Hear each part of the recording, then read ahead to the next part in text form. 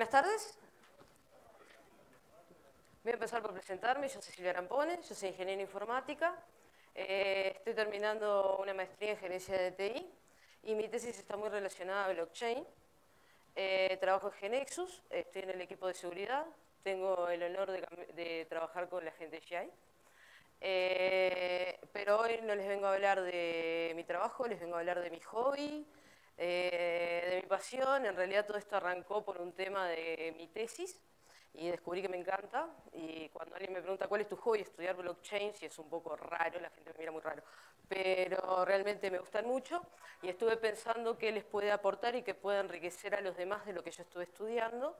Y se me ocurrió hablarles de unos temitas teóricos, un poquito teóricos, un poco de situación de lugar en lo que es blockchain, y después sí, por Ledger Fabric para Enterprise. Mi primer problema, o sea, yo hablé un día con mi tutor y le dije, voy a empezar a escribir, bueno, voy a definir qué es blockchain. Blockchain es, y bueno, y quedé ahí. Hice lo que hace todo el mundo, fui a la Wikipedia y decía, es una base de datos. Es una base de datos que es inmutable, que es distribuida. Y yo, pero no, o sea, yo con los bitcoins los llevo, los traigo. No, esto no es una base de datos. Yo estuve 2 semestres de base de datos y no se correspondía con lo que yo estudié. Entonces, después encontré otra definición que incluía que era una máquina de estados. Y sí, le encontré bastante relación con un autómata finito. Y me pareció que correspondía un poco más. Pero un blockchain aporta más que eso. Aporta qué reglas van a tener los nodos para estar de acuerdo, aporta cómo se van a comunicar entre ellos. Entonces, es un protocolo. O sea, va más allá de la simple definición de lo que sería una base de datos o una máquina de estados, o quizás simplemente un protocolo. Los smart contracts. Los smart contracts los propuso una persona que se llama Nick Szabo. Los propuso en los 90, cuando no se podían implementar tecnológicamente en realidad. Y él lo que propuso una cosa más if, then, else, más simple, que lo que nosotros tenemos la idea de nosotros ahora de un contrato inteligente. Él lo que propuso fue una vending machine, en realidad como la máquina de Coca-Cola, más del lado del autómata finito. Y después vino este muchacho, Vitalik Buterin, que un muchacho con 19 años, él fue el que implementó Ethereum. Y él nos da una definición mucho más amplia de lo que es un contrato inteligente, y él incluye loops e incluye otras cosas que Szabo originalmente no había pensado, y hace de los contratos inteligentes un poco más inteligentes. Supongo que hay mucha gente que le va a sonar este triángulo. Suele ser un tema para realizar un proyecto donde pararse entre el costo, la calidad y el tiempo. Y uno intenta pararse en un término medio de todos los lados o empezar a hacer un análisis de riesgo de qué podemos hacer con esto y cómo nos puede quedar mejor el proyecto con los requerimientos que tenemos. En las blockchain pasa algo similar, pero es este. No podemos tener todo. Esto lo propuso también Vitalik Buterin y él dice, podemos tener 2 de 3. Uno, si lo piensa también, a Vitalik le preocupan otras cosas que en el caso de los blockchain privados a nosotros no nos van a preocupar. A él también le preocupa un sensor que venga y le anule su blockchain. En los blockchain privados a nosotros no nos está preocupando eso, porque no vamos a tener alguien que venga de afuera a intentar pervertir nuestra blockchain. Y a él eso en realidad le preocupa mucho, por eso hay una que siempre la descarta. Y en general los blockchain públicos, el problema que tienen es de escalabilidad. Lo tiene tanto Ethereum, lo tiene Bitcoin, que son las más conocidas y las más usadas. Ambas tienen problemas de escalabilidad actualmente y que se están tratando de resolver con estrategias off-chain o otro tipo de estrategias, como sea generar otro tipo de blockchain similar para poder resolver ese problema de escalabilidad que tienen. De blockchain privadas, no solamente esta Fabric, aunque yo les haya venido a hablar de Fabric, está Ripple, que tiene un uso bastante particular, que lo usan los bancos para hacer envíos de dinero internacional. Por lo general está Corda, que es la blockchain que no es blockchain, que en la página 5 del white paper dice no es un block espacio chain. Después está Ethereum, que se puede usar perfectamente como una blockchain privada. El tema de Ethereum es que hay que modificarlo un poquito, porque por lo general nosotros en un blockchain privado no queremos usar Proof of Work, que es el algoritmo de consenso que usa Ethereum, que usa Bitcoin, y que fue la manera de resolver el doble gasto que encontró Satoshi Nakamoto. Entonces, las versiones de Ethereum que se usan en las blockchain privadas por lo general, no incluyen Proof of Work, no incluyen mineros, van a otros algoritmos de verificación, como puede ser lo que le llaman Proof of Stake o Proof of Authority. En Azure hay una Ethereum modificada que usa Proof of Authority, que en realidad lo que supone es que los que más participan de la cadena son los que tienen más para perder. Entonces, de las personas que más participan en la cadena va a sortear quién va a ser el validador. En realidad es, como se le llama, al minero en los algoritmos de Proof of Stake o Proof of Authority. Proof of Stake, Ethereum, este año estaba intentando evolucionar a Proof of Stake, que es quien más plata pone, quien más apuesta al bloque. Si el bloque es correcto, va a ganar dinero. Si el bloque es incorrecto, va a perder todo lo que apostó. Ese algoritmo se llama Casper y debería salir este año, aunque probablemente no, porque el software siempre la vamos corriendo de atrás. Y a Ethereum le ha pasado esto, aunque tiene un muy buen plan para evolucionar su cadena. Y después está Hyperledger, que no es un blockchain, es un proyecto. Hyperledger, cuando yo lo estudié la primera vez, le decían Hyperledger Umbrella. Ahora le dicen Hyperledger Greenhouse. Sí, van rápido, evolucionan rápido, las cosas van cambiando de nombre, van cambiando de forma. Las cosas de blockchain estaban evolucionando constantemente y van a un ritmo muy rápido en este momento. Dentro del proyecto, a ver, Hyperledger es un proyecto de la Linux Foundation, que ellos lo que hacen es reciben proyectos de empresas, reciben el primer código para implementar y para mejorar.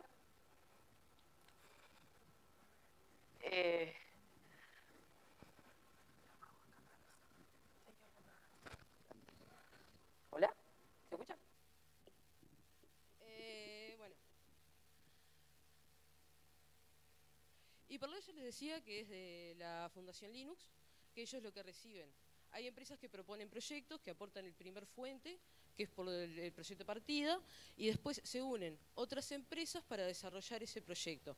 Ellos evalúan cuáles son los que les parecen mejores y viables, y a partir de ahí siguen trabajando con la comunidad open source, como trabajan con el sistema operativo Linux.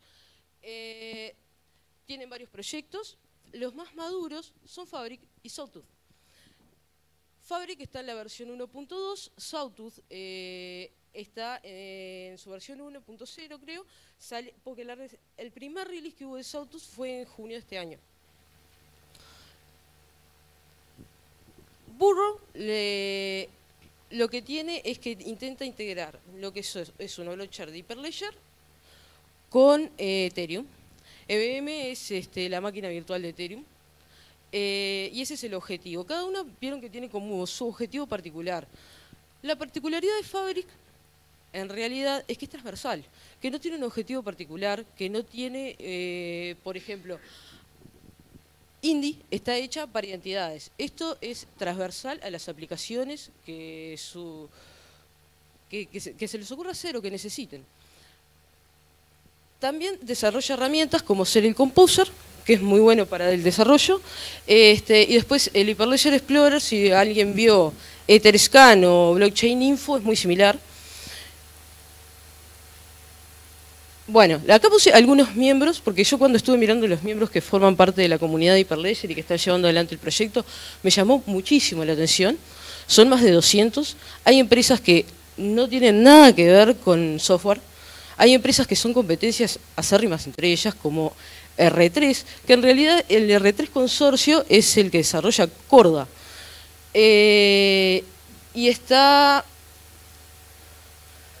Bueno, está Ripple, que está en competencia con los sistemas bancarios en algunos casos. Y todos participan de esta... También tenemos sistemas que son... Tenemos entidades que son del mundo académico, grandes como la Universidad de Cambridge. Tenemos gente del mundo bancario, tenemos gente del mundo del hardware, tenemos constructores de aviones, como Airbus, que uno no esperaría ver ahí. Pero hay una comunidad muy grande que la respalda, así que no debería ser como otras cadenas que de repente aparecieron y no fueron tan soportadas como por la comunidad. Lo que quiero decir con esto es, no va a desaparecer. Es una buena inversión, esto no va a desaparecer en un futuro cercano. Chaincode, unos puntos claves. Chain code es como le llaman los smart contracts en Hyperledger. Clientes son aplicaciones. Los clientes se comunican con Hyperledger por un SDK.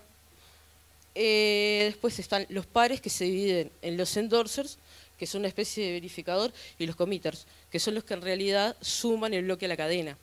Después tenemos las bases de datos de estado, que es algo novedoso que trae Fabric, que el nodo no solamente acumula la cadena, sino que va guardando el estado actual de forma de pares, clave-valor, en una base de datos que uno puede acceder de manera muy similar a SQL o una base de datos relacional.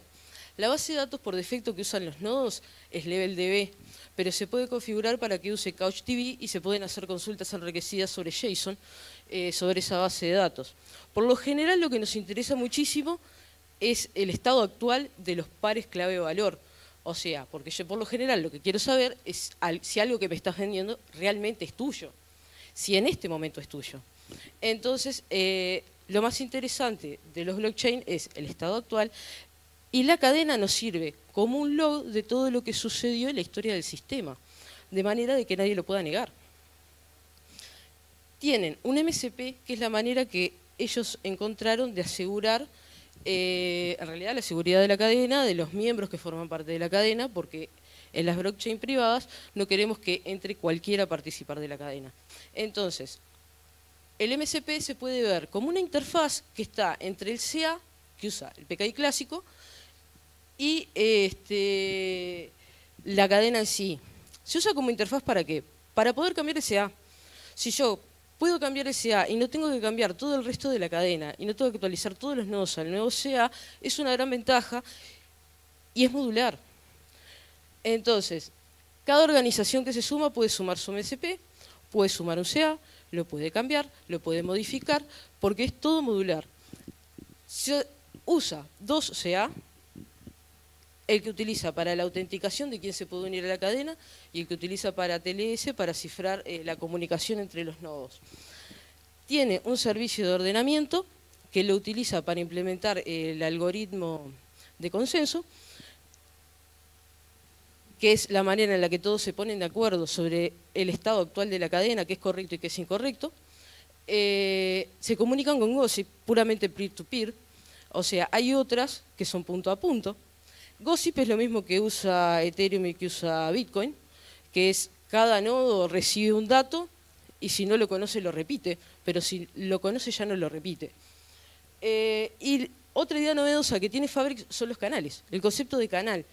El concepto de canal lo que hace es que tenés varias cadenas en paralelo que nos permiten estar todos en una misma red y comunicarnos entre algunos de manera secreta, que otros miembros de la red no lo pueden ver. Lo único que tienen que cumplir los canales es que tienen que tener por lo menos asignado un MCP. El algoritmo de consenso. Ellos tienen 3 algoritmos de consenso. El primero solo se usa solamente como tema de prueba, para hacer algunas pruebas sobre la marcha, para lo primero que vas a programar. El algoritmo Kafka, que es el que se usa actualmente, el único defecto que tiene es que no es Byzantine fault tolerante. Pero sí es tolerante a la caída de los nodos.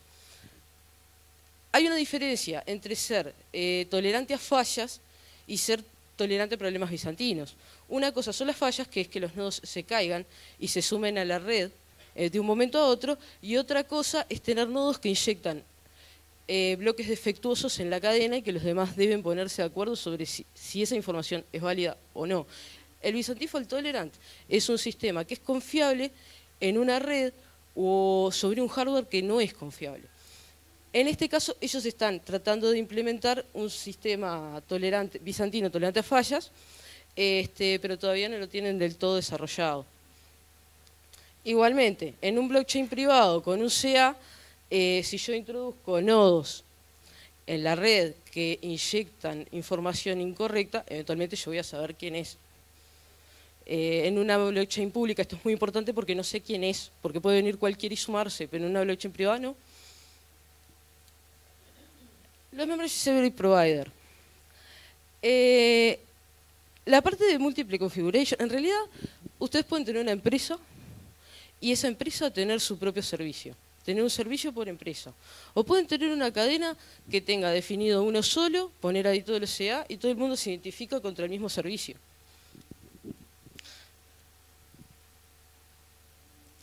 Ahora, vamos a ver el flujo de una transacción. No voy a incluir el tema de las autorizaciones y demás para no complejizar.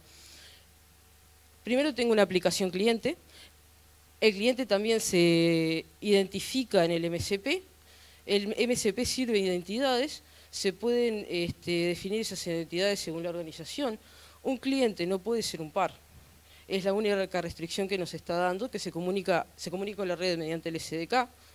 Entonces, el cliente lo que hace es enviarle una transacción a los pares que son endorsers. Se puede ser committer y endorser a la vez igual. Pero los endorsers tienen una función particular. Los endorsers tienen acceso a la cadena y tienen acceso al estado actual de la cadena. Ellos lo que hacen es, ejecutan la transacción que fue enviada contra un smart contract que ellos tienen instalado, que es el smart contract que está invocando la transacción, y crean un conjunto de datos llamado read-write-set, o conjunto de lectura-escritura, que toma los datos de la cadena, especifica a qué altura de bloque fueron editados por última vez, y esa información la firma y se la envía al cliente de regreso. El cliente toma los datos que le dieron los endorsers y los envía al ordering service. El ordering service no son pares, puede ser uno solo para toda la cadena. Lo que tienen es que ellos no tienen acceso a la cadena, no tienen la base de datos del estado actual, no revisan la transacción, ordenan, solo ordenan. Ellos ordenan las transacciones adentro del bloque y no hacen absolutamente más nada. No les interesa si la transacción es válida, si no es válida, no hacen más nada. Después entran a jugar los pares, que también son pares. Entonces tienen acceso a la blockchain y tienen acceso a la base de datos actual del sistema. Y él le envía un bloque. El bloque completo con todas las transacciones ordenadas. Las transacciones ordenadas lo que garantiza es que no se repitan. En esos bloques, cada committer ejecuta de nuevo, hace exactamente el mismo proceso que el endorser, pero además verifica que el conjunto de datos que trae la transacción no haya sido cambiado entre que lo firmó el endorser y ellos lo van a commitir a la cadena.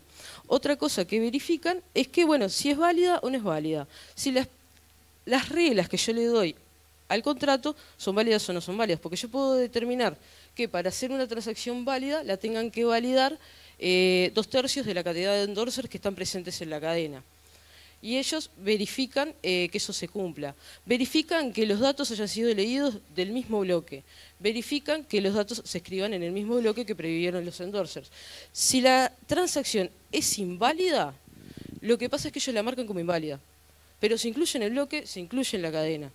O sea, hay un trace de absolutamente todo lo que se hace en la cadena. Ahora, esta aplicación es interesante para quien vaya a arrancar. La parte de la consigna del evento es doing, incluye doing. Entonces, esta es la parte de hacer. Para arrancar a probar con Hyperledger Fabric no hace falta instalar varias máquinas virtuales, no hace falta tener una red de computadoras. El proceso de instalación de Composer ya trae un script bash que se ejecuta en Linux, y que instala en Docker todas las máquinas que necesitamos para ejecutar una red. Instala un conjunto de pares, instala un MCP, crea las autorizaciones que son necesarias con los mismos scripts. Entonces con eso ya se puede levantar una red y con eso yo puedo conectarme a la red y empezar a jugar. Composer es una API que permite interactuar con la cadena de forma más sencilla, definir contratos, definir quiénes son los participantes de la cadena. Tiene su propio lenguaje para definir, quiénes son los participantes de la cadena y cómo van a ser los contratos.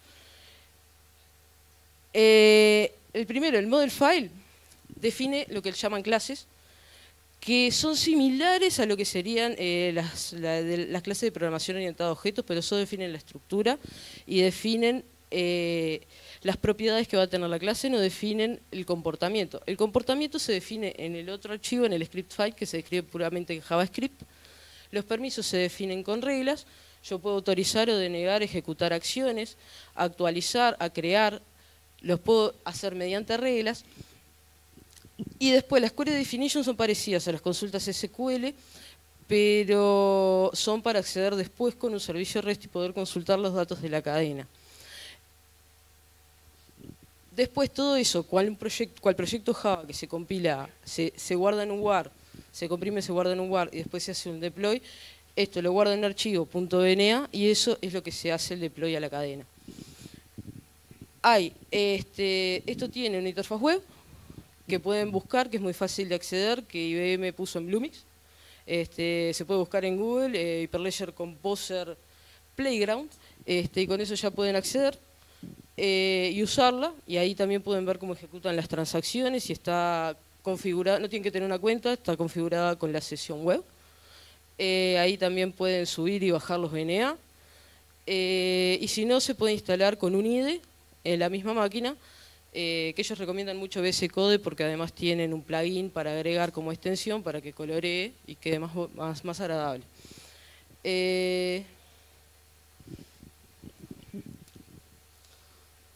Bueno, muchas gracias. Disculpen los nervios.